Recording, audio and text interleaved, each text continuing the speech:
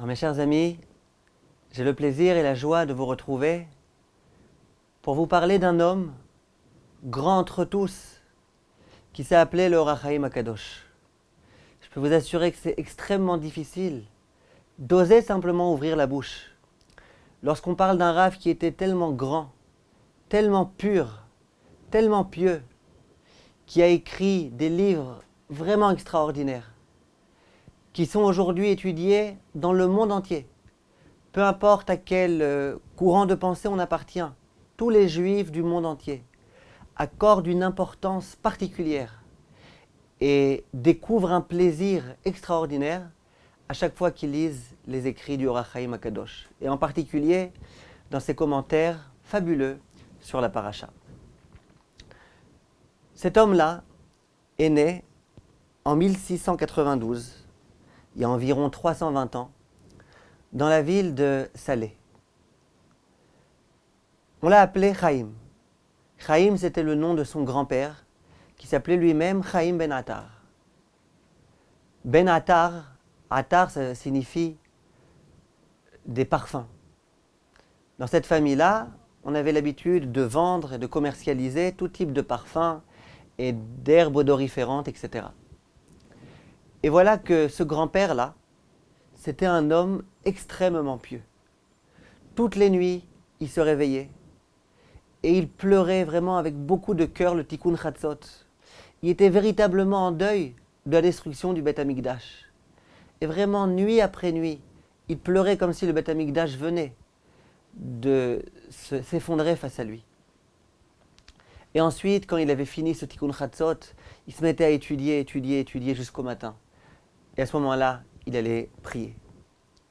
Et voilà que ce petit Chaim, le Or HaChaim HaKadosh, il a grandi en étant très proche de ce grand-père.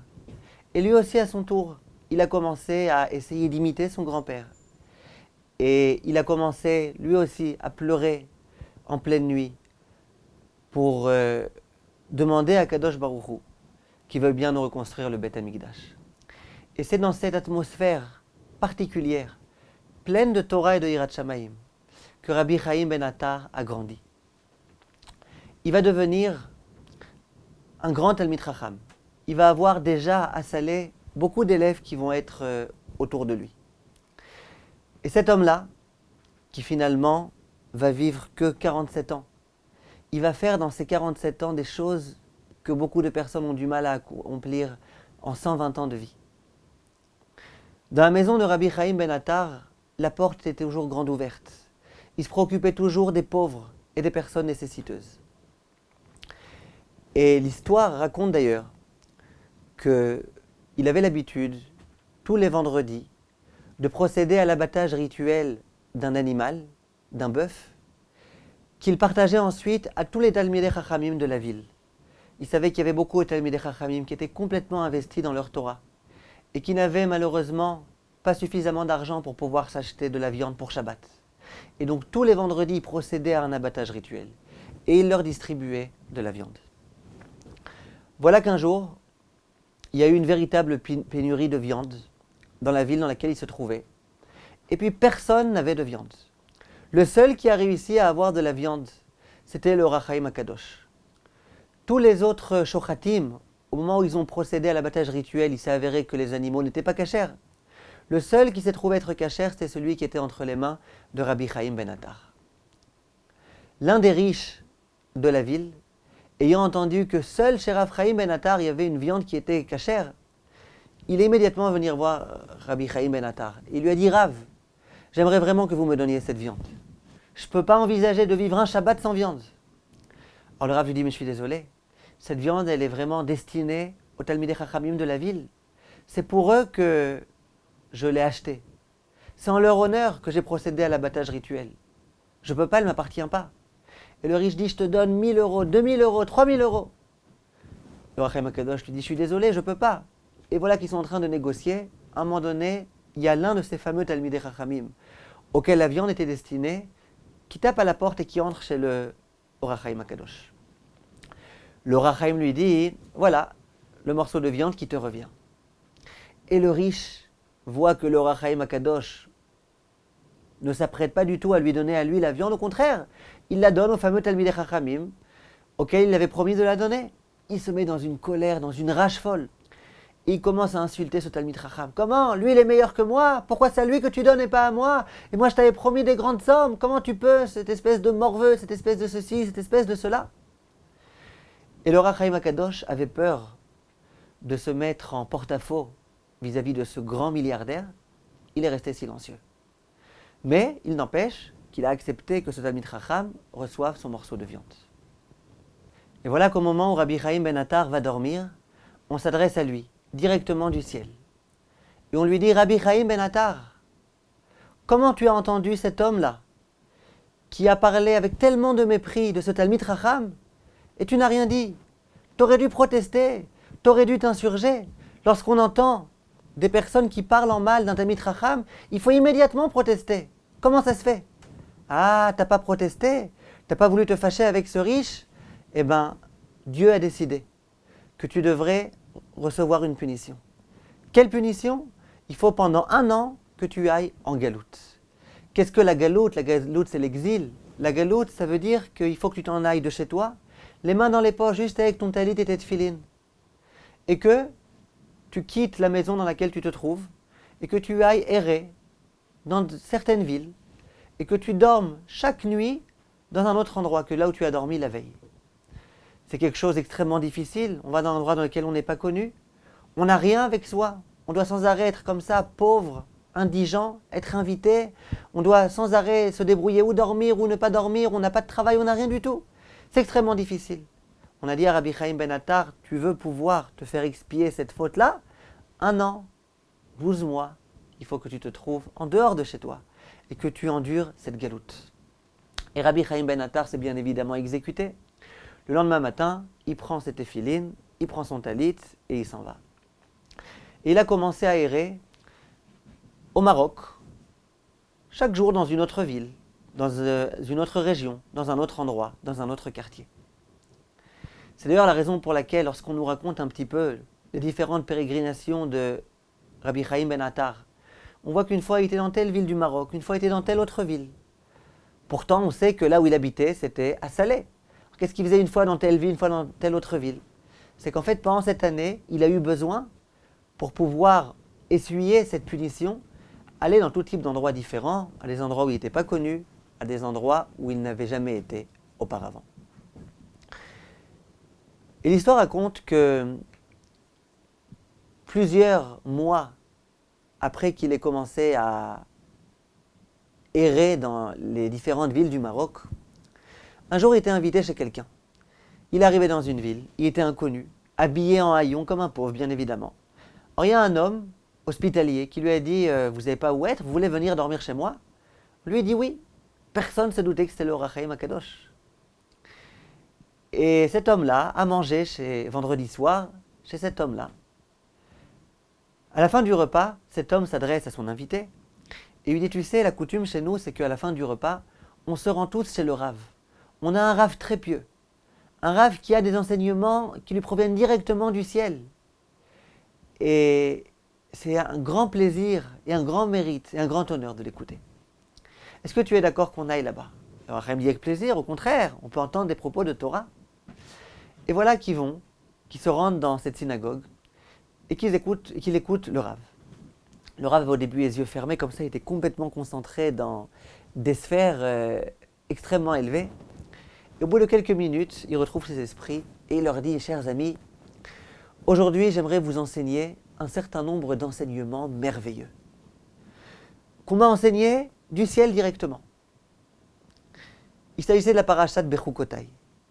Vous savez que le premier pasouk de la paracha de Bechukotai, le Ohr HaChaim HaKadosh l'a commenté de 42 façons différentes. 42 explications extraordinaires. Et le Rav commence à dire, vous savez, Im Bechukotai telechu, je vais vous donner 14 interprétations qu'on m'a dévoilées au sujet de ce pasouk. Les gens écoutent, tendent grandes leur oreille, et ils commencent une première explication, une deuxième explication. Et tout le monde est épaté, tout le monde est ébahi devant la beauté des Chidushim. Le Rav, voyant que tout le monde était comme ça, absorbé par ce qu'il était en train de dire, À la fin, il finit ses propos, il dit, vous avez entendu ces ces belles explications? Eh bien, sachez que on me les a enseignées au nom d'un très grand rave qui s'appelle Rabbeinu Chaim Ben Attar. Et dans la salle, bien évidemment, il y a ce fameux Rabbi Chaim Ben Attar. Immédiatement, il se lève et il dit, non, non, ne dites pas Rabbeinu Chaim Ben Attar, dites Chaim Ben Attar, c'est un homme comme un autre. Et immédiatement, tout le monde le fait taire, tu plaisantes, t'as pas honte, comment tu parles d'un tellement grand rave, etc., etc. Et bon, lui, il savait très bien de qui on parlait. Et il était tellement modeste qu'il ne voulait pas qu'on dise Rabbeinu Chaim Ben Attar. Bref, la dracha est terminée. On n'a pas voulu trop le disputer, cet homme-là. Il rentre à la maison. Et l'homme qui l'avait invité lui dit, écoute, tu me fais honte. Tu peux pas, viens écouter le livret Torah. C'est pas la peine de commencer maintenant à mépriser Talmidei Chachamim. On te parle d'un homme d'une tellement grande dimension, Rabbeinu Chaim Ben Attar. Comment tu peux te permettre comme ça? Il dit, s'il te plaît, regarde, demain on va aller au Beth Knesset. On va à nouveau écouter le Rav. Je te demande, reste silencieux. Et voilà que le lendemain, le Rav arrive. Il dit, aujourd'hui, je vais vous donner d'autres explications qui ont été dites au sujet du même pasouk. Im bechukotai telechu. Et il recommence à donner des explications tellement belles, tellement extraordinaires. Et voilà qu'à la fin, il dit, vous savez qui est-ce qui m'a donné cet enseignement-là? On me l'a enseigné directement du ciel au nom de Rabbeinu Chaim Ben Attar. Et à nouveau, du fond du Beth Knesset, cet homme-là qui dit, arrêtez de dire Rabbeinu Chaim, je vous ai déjà dit, dites Chaim Ben Attar. Et tout le monde qui lui crie dessus, qui lui dit, mais t'as pas honte? Qu'est-ce que tu fais? Tu viens ici, t'es un invité, comme ça tu permets de parler de grands chachamim. T'as pas honte? Et puis, à nouveau, il rentre à la maison, et l'hôte le dispute. Il lui dit, écoute, je t'ai demandé, tu viens, sois quand même loyal à l'égard des personnes qui t'invitent. Pourquoi tu me fais ces hontes là, Serchumot? Seuda Shlishit à nouveau, on l'amène. Le Rav donne d'autres explications au sujet du même verset. Et à nouveau, il les donne au nom de Rabbeinu Chaim Ben Attar. Cet homme-là se lève et dit, arrêtez de dire Rabbeinu. Je vous ai dit de dire Chaim Ben Attar. Et là, les gens, ils n'en peuvent plus. Ils le prennent et ils le jettent en prison. Voilà que le moment de la Havdalah arrive. Les gens font la Havdalah. Et à ce moment-là, il y a une tempête impétueuse qui s'annonce. Un véritable ouragan. Les murs du Beth Midrash commencent à trembler. Le sol commence vraiment, les arbres étaient en plein mouvement. Ils se sont demandé qu'est-ce qui se passe. Le Rav dit, il faut que j'interroge Akadosh Baruch Hu. Il va se reposer un petit peu, il s'allonge. Et à ce moment-là, il a un songe. Dans lequel on lui dit, tu sais, il y a, durant tous les Shabbatot, les personnes qui se trouvent en enfer dans le Gehinnom, elles sont libérées de là-bas. Et elles retrouvent le Gan Eden, le paradis. Et voilà que dès que Shabbat sort, dès qu'on fait la Havdalah, immédiatement ces âmes-là quittent le paradis et elles retournent à l'enfer. Il dit, eh bien, cette fois-ci, les personnes qui se trouvaient au paradis, elles n'ont pas pu retourner à l'enfer. Pourquoi? Parce qu'on attendait la Havdalah d'un homme. On attendait la Havdalah d'un homme. En général, qui est-ce qui détermine à quel moment les âmes quittent le Gan Eden et retrouvent l'enfer? C'est la Havdalah d'un homme très pieux, très tzaddik. Et bien cette fois-ci, il n'y a pas eu la Havdalah. La Havdalah n'a pas été faite. Et donc, le responsable de l'enfer, c'est lui qui commence à agiter le monde tout entier. Il a envie de détruire le monde. Parce qu'il attend que les gens reviennent à l'enfer. Alors le Rav dira, d'accord, que cet homme-là fasse l'Havdalah, qu'est-ce qui se passe? Ils disent non. Cet homme-là, c'est Rabbeinu Chaim Ben Attar. Et il est en prison. Il dit, mais c'est pas vrai. Quoi? Rabbi Chaim Ben Attar est en prison? Il dit, oui, il est détenu dans ta prison à toi. C'est vous qui l'avez mis en prison. Immédiatement, le Rav a compris. Il a été. Il s'est adressé à Rabbi Chaim Ben Attar. Il lui a dit, je ne savais pas que c'était vous, Rabbi Chaim Ben Attar. Je suis désolé. On vous a méprisé d'une telle façon. Il dit, eh bien, sache que je te demande pardon. Vraiment, pardonne-moi. Et sache aussi autre chose. C'est qu'au moment où on s'est dévoilé à moi, on m'a dit aussi que par le mérite de cette souffrance que tu as eue là, à te trouver en prison pendant ces quelques minutes, eh ben, la sentence qui avait été décrétée à ton égard, que tu devais passer 1 an à errer d'une ville à une autre, elle est terminée. Tu peux retourner chez toi. Et voilà que Rabbi Chaim Ben Attar est retourné chez lui, dans la ville de Salé. Figurez-vous que Rabbi Chaim Ben Attar, il avait besoin, pour pouvoir survivre, de travailler un petit peu. Et son travail, il était orfèvre, il tissait des habits de luxe, en or et en argent. Il savait très bien le faire. Il tissait de l'or avec de l'argent, il faisait des habits extrêmement beaux. Voilà que la fille du sultan de Salé devait se marier. Et bien évidemment, il voulait lui faire une magnifique robe de mariée. Le sultan s'est renseigné. Qui est-ce qui sait bien tisser des habits de la façon la meilleure possible et imaginable? On lui a dit, celui qui est le meilleur, c'est Rabbi Chaim Ben Attar. Va, adresse-toi à lui et demande-lui qu'il te tisse ce vêtement. La fille devait se marier vraiment quelques jours après. Et on a envoyé des émissaires chez Rabbi Chaim Ben Attar pour qu'il veuille bien tisser cette fameuse robe. Simplement, Rabbi Chaim Ben Attar, il avait un pacte avec Hachem. Il a dit à Hachem, écoute, moi je ne suis pas sur terre pour travailler. Je suis venu sur terre pour étudier, pour enseigner, pour écrire. Simplement, il faut bien que je vive. Or moi, je travaille. Au début du mois, je commence à travailler. Tant et tant d'heures par jour. Jusqu'au moment où j'arrive à la somme dont j'ai besoin pour pouvoir vivre correctement ce mois-ci. Dès lors que j'ai obtenu la somme, j'arrête de travailler. Quoi qu'il en soit, j'arrête de travailler. Et voilà que ce mois-ci, il avait déjà, Baruch Hashem, obtenu la somme qu'il fallait. Donc il a dit aux émissaires, je suis désolé, mais je suis complètement consacré à mon étude. Je ne peux pas maintenant commencer à travailler, à tisser, à coudre, je ne peux rien faire, je suis désolé. On lui dit, mais tu sais que ce n'est pas n'importe qui nous a envoyé, c'est le sultan. Il dit, sultan, pas sultan, moi maintenant, je dois étudier. J'ai fait un pacte avec Hachem, je n'ai pas le droit de travailler. Si vous voulez, le mois prochain, quand j'aurai besoin à nouveau de Parnassa, je pourrai. On lui dit, mais non, elle va se marier ce mois-ci. Il retourne bredouille chez le sultan, qui se met en colère. Et il dit, retournez le voir immédiatement. Et vous lui dites, que soit il accepte, soit il n'y a pas de problème. On le conduit à l'échafaud. On le tue. Ils sont retournés voir Rabbi Chaim Ben Attar, qui ne s'est pas laissé intimider. Il dit, faites ce que vous voulez, moi j'ai un pacte avec Hachem, je n'ai pas le droit de travailler. Vous voulez m'obliger? Obligez-moi. Je ne travaillerai pas, je ne tisserai rien du tout. Le sultan était fou de rage. Il a demandé qu'on affame les lions qui se trouvaient dans sa cour. Et puis au bout de quelques jours, où les lions n'avaient rien mangé, ils étaient en train de rugir, ils étaient nerveux. On prend Rabbi Chaim Ben Attar et on le jette dans cette cage à lions. Et à ce moment-là, Rabbi Chaim Ben Attar était avec son talit, avec ses téphilines, et il avait un livre de Tehilim dans sa main. Rabbi Chaim Ben Attar s'assoit et commence à lire les Tehilim. Et là, écoutez bien, chers amis, inouï. Tous les lions viennent, ils s'asseyent autour de Rabbi Chaim Ben Attar et ils commencent à écouter sa lecture des Tehilim. On dit même qu'à ce moment-là, ils ont commencé à agiter leur queue. Comme s'ils étaient contents d'entendre ces enseignements-là, ces Tehilim-là, qui provenaient de la bouche de Rabbi Chaim Ben Attar. C'était du jamais vu. Les lions étaient affamés. Juste avant qu'on jette cette proie-là, les lions étaient comme ça, fous. Ils avaient tellement faim. Ils rugissaient à la mort. Et voilà que Rabbi Chaim Ben Attar rentre et les lions sont comme apprivoisés autour de lui. À ce moment-là, on appelle le sultan, on lui dit « Sultan, viens voir, il y a un miracle qui se passe ici, viens voir, qu'est-ce qu'on fait ?» Le sultan arrive, il voit cette scène et il comprend une chose. Il comprend que cet homme-là, il s'est exprimé en arabe pour dire « c'est le saint des Juifs, celui-là ». C'est un homme particulier.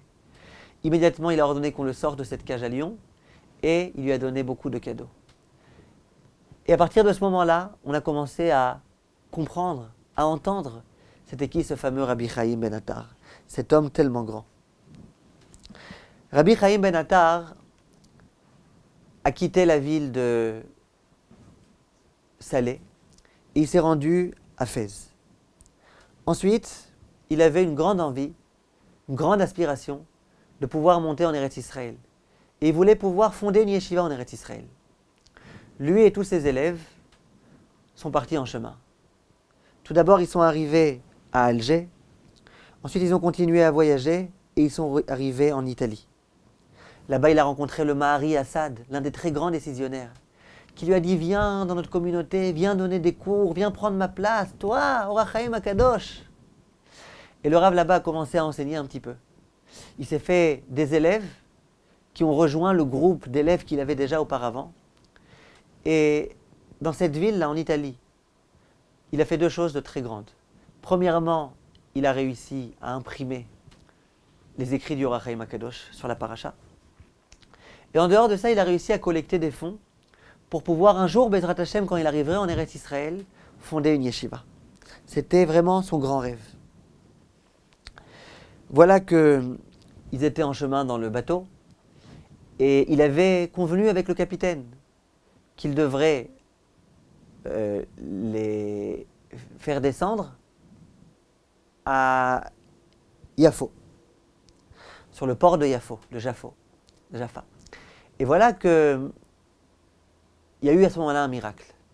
Le capitaine a complètement oublié de faire une escale à Yafo pour que Rabbi Chaim Ben Attar et ses élèves puissent descendre. Et donc il a continué. Il a continué jusqu'à la ville de Tibériade. Et il s'est avéré que c'était un très grand miracle. Parce qu'il y avait une épidémie terrible à cette époque, à Jérusalem, et qui s'était étendue aussi jusqu'à Yafo. Il y a énormément de personnes qui sont mortes à ce moment-là en Israël, à cause de cette épidémie. Si jamais ils étaient descendus à Yafo, visiblement ils y seraient aussi passés. Baruch Hashem, ils sont arrivés à Tveria. Là-bas à Tveria, il a rencontré le Rav Avolafia. Et le Rav Avolafia lui a dit, écoute, tu as de l'argent, fonde ici ta yeshiva. Alors le Rav Chaim Ben Attar a dit, non mais je ne sais pas, les gens qui m'ont donné de l'argent, ils m'ont dit qu'ils voulaient que je monte une yeshiva à Jérusalem. Il a envoyé une lettre pour savoir si les donateurs étaient d'accord qu'on ouvre la yeshiva en dehors de Jérusalem. Visiblement, les donateurs n'étaient pas tellement contents de cette idée-là. Et donc, le Rav s'est dit, pour l'instant, je garde de l'argent, pour l'instant, je reste ici, et ensuite, plus tard, j'ouvrirai ma yeshiva à Jérusalem. Et à ce moment-là, il a voyagé dans la ville de Akko. Il a voulu commencer à se rapprocher déjà un petit peu de Jérusalem. Là où il était à Akko, il a 2 élèves très proches qui sont décédés. Et il a vu par là une allusion de la part d'Hachem que visiblement il ne faut pas qu'il se trouve à Akko. Akko, il avait un doute, est-ce que ça faisait partie intégrante d'Israël ou pas. Et donc ils ont été habités à Pékin. Au moment où ils ont appris que Baruch Hashem, l'épidémie à Jérusalem était complètement terminée, ils sont arrivés à Yerushalayim, dans la vieille ville de Jérusalem. Et là-bas, le Rav a ouvert sa yeshiva, qui s'appelait la yeshivat Knesset Yecheskel, Knesset Israël. Ils sont arrivés là-bas la veille de Rosh Chodesh Tammuz, et le 15 Tammuz, l'année d'après, le Rav Chaim Ben Attar va décéder. Il est donc resté 1 an à Jérusalem, et durant cette année, il a pu enseigner la Torah à tous ses élèves, à Jérusalem, comme c'était son souhait le plus grand. Le Rav Chaim Ben Attar, durant cette période-là, où il se trouvait à Jérusalem, un soir, c'était durant la veillée de Hoshana Rabbah, il était habillé comme ça avec ses vêtements blancs. Il était super joyeux, il était gai. Et voilà qu'à un moment donné, en plein milieu de la nuit, il est rentré dans son bureau. Il s'est habillé avec des vêtements noirs et il a commencé à pleurer toute la nuit de la veillée de Hoshana Rabbah. Le lendemain, pendant tout Hoshana Rabbah, il a pleuré. Alors bien évidemment, ses élèves n'ont pas compris. Au tout début de Hoshana Rabbah, il était tellement joyeux, c'est un jour de fête. Comment ça se fait qu'en plein milieu, se soit mis à pleurer? Son élève, l'un de ses grands élèves, le Chida, est venu le voir. Il lui a dit, Rabbi Chaim, qu'est-ce qui se passe? Pourquoi tu t'es mis à pleurer? Et Rabbi Chaim lui a dit, écoute, pendant cette première partie de Hoshana Rabbah, j'ai invoqué Akadosh Baruch Hu, j'ai sollicité sa miséricorde divine. J'ai fait tout ce que j'ai pu pour qu'Hachem accepte d'envoyer le Mashiach. Et Hachem a accepté. Simplement, au moment où Hachem a accepté, il y a eu tous les anges accusateurs qui ont commencé à accuser le peuple juif. Comment tu peux leur envoyer le Mashiach? Regarde comment ils sont, et regarde ce qu'ils font, et regarde le mal qu'ils font. Et ils ont commencé à soulever tout type de fautes. Ils ont même essayé à ce moment-là de faire fauter certains juifs. Et il y a plein de juifs qui ont fauté à ce moment-là. Bref, non seulement le Mashiach n'était pas censé arriver à cause de leurs accusations, mais en plus il y a un terrible décret qui a été édicté à l'égard du peuple juif. Il dit, et moi je ne voulais pas être chas v'shalom à l'origine d'un décret tellement gravissime. C'est la raison pour laquelle j'ai passé ma nuit à pleurer. Et le lendemain j'ai pleuré, j'ai demandé à Hachem, Hachem s'il te plaît, épargne ton peuple de toute souffrance. Et je suis prêt, moi, qui suis à l'origine de ces souffrances, parce que j'ai voulu accélérer la venue du Mashiach, que ce soit moi qui endure, que ce soit moi qui supporte et qui subisse. Dit le Chida, et cette année-là, Rabbi Chaim Ben Attar est donc décédé. Rabbi Chaim Ben Attar a été enterré à Har-Hazetim, sur le mont des Oliviers. Et l'histoire raconte, écoutez bien mes chers amis, qu'en 1967, lorsque l'armée israélienne a libéré le mont des Oliviers, à ce moment-là, ils se sont aperçus combien les Jordaniens avaient complètement tout détruit. Toutes les tombes avaient été détruites, avaient été renversées, avaient été déplacées. Vraiment, c'était gravissime ce qui s'était passé dans ce cimetière. Simplement, au sommet de la montagne, il y avait une tombe qui était restée intacte. Ils se sont approchés pour voir de la tombe de qui il s'agissait. Et il s'est avéré qu'il s'agissait de la tombe du Or HaChaim HaKadosh. Alors bien évidemment, ils se sont interrogés. Comment ça se fait? Tout a été complètement détruit. Il y a des tombeaux qui ont été détruits en 1000 morceaux. Et d'un coup, une tombe qui est restée complètement intacte. Comment ça se fait? Et il y a des recherches qui ont été faites. Et il s'est avéré qu'au moment où, en 1948, les Jordaniens ont voulu faire une route, cette route-là, elle devait passer en plein milieu du cimetière. Donc il y a des bulldozers qui sont venus et qui ont commencé à tout pousser, à tout détruire, de sorte à ce qu'on puisse tracer une route à cet endroit-là. À un moment donné, ils sont arrivés au niveau de la tombe de Rabbi Chaim Ben Attar. Et bien évidemment, les bulldozers arrivent. Dès que le bulldozer s'approche de la tombe de Rabbi Chaim Ben Attar, immédiatement, il se renverse complètement. Et le bulldozer, avec le conducteur, meurt broyé immédiatement. Alors ils se sont dit, bon, visiblement, il y a eu un problème technique. Ils ont réparé le bulldozer. Ils ont mis un autre conducteur. L'autre conducteur est arrivé à toute vitesse. Dès qu'il arrive au niveau de la tombe du Or HaChaim HaKadosh, à nouveau, le bulldozer se renverse complètement et le conducteur meurt lui aussi. Ils se sont dit, bon, peut-être qu'il ne faut pas alors aller avec un bulldozer, il y a un petit problème à cet endroit-là. Ils se sont dit, on va détruire cette tombe avec des marteaux. Ils ont pris des marteaux, le premier a pris son marteau, il a commencé à essayer de détruire, immédiatement il est devenu paralysé. Il ne pouvait plus déplacer sa main. Et à ce moment-là, ils ont compris, celui qui est enterré ici, c'est un homme saint. C'est un homme saint, on ne touche pas.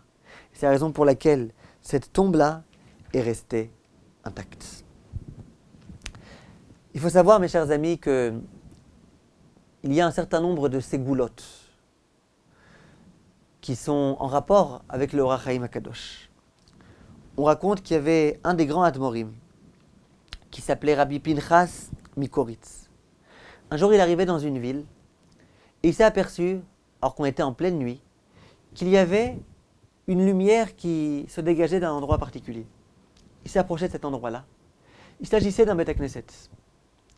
Il est rentré dans ce Beth Knesset et il a vu que cette lumière provenait de livres. Il a ouvert ce livre. Il s'agissait du livre du Or HaChaim HaKadosh.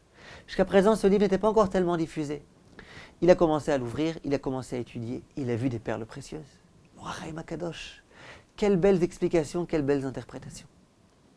Et à ce moment-là, il a compris que c'était un livre vraiment extraordinaire.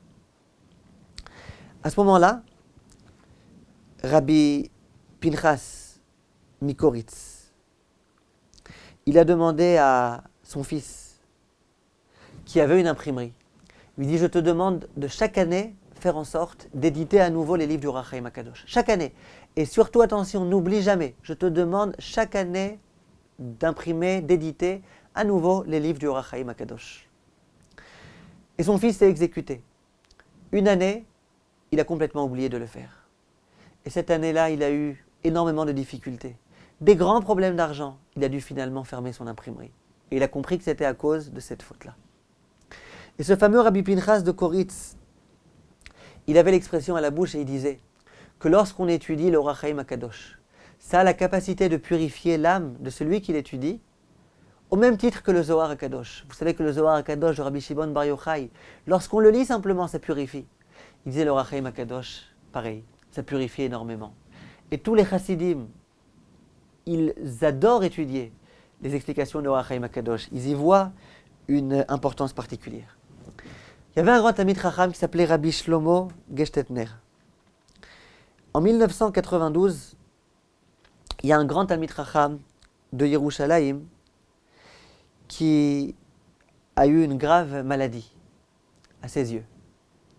Et malheureusement, il était devenu quasiment aveugle. À ce moment-là, ce grand Rav, Reb Shloimo, il a dit au Talmid Chacham, viens avec moi. Et il l'a pris sur la tombe du Or HaChaim HaKadosh. Et ils ont prié très fort. Et cet homme-là, ce Talmid Chacham, s'est engagé à dorénavant étudier chaque semaine les interprétations de Or HaChaim HaKadosh sur la paracha. Et l'histoire raconte que rapidement, il a commencé à guérir, sans aucune intervention chirurgicale, aucun laser, rien du tout. Il s'est mis à guérir. Il a guéri.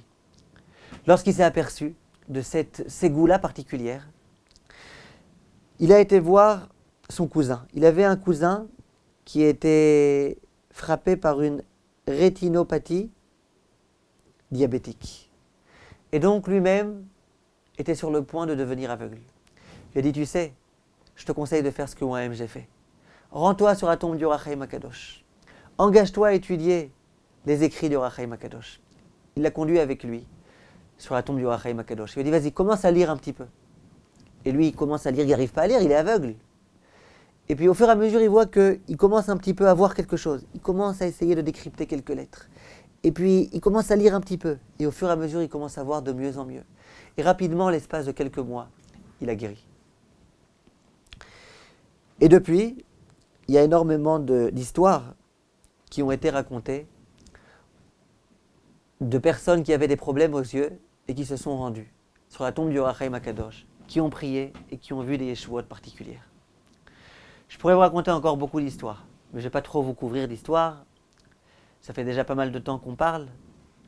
Une autre fois, Bezrat Hashem.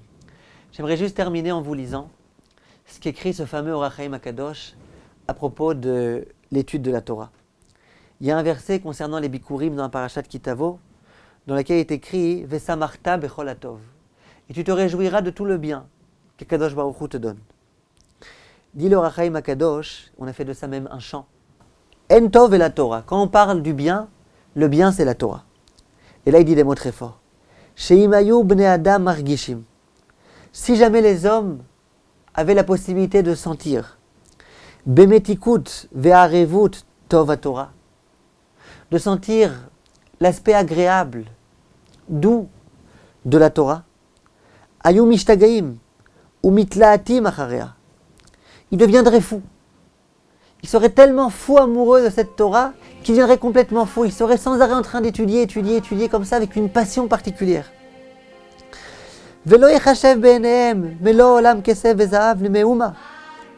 Et puis si les personnes étaient capables de s'apercevoir de la beauté de cette Torah, eh bien à leurs yeux, tout l'or et l'argent seraient considérés comme étant rien du tout. Ça ne vaudrait rien à leurs yeux. Ki a Torah kolelet kol hatovot shebaolam.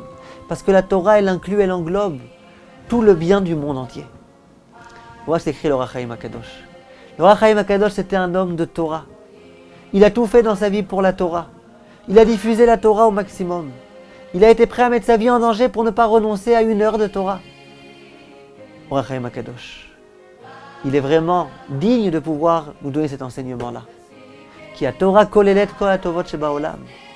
À nous, Bezrat Hashem, d'essayer de nous imprégner de ce qu'on a entendu un petit peu de ce grand Rav. Et à nous, Bezrat Hashem, d'essayer de trouver le goût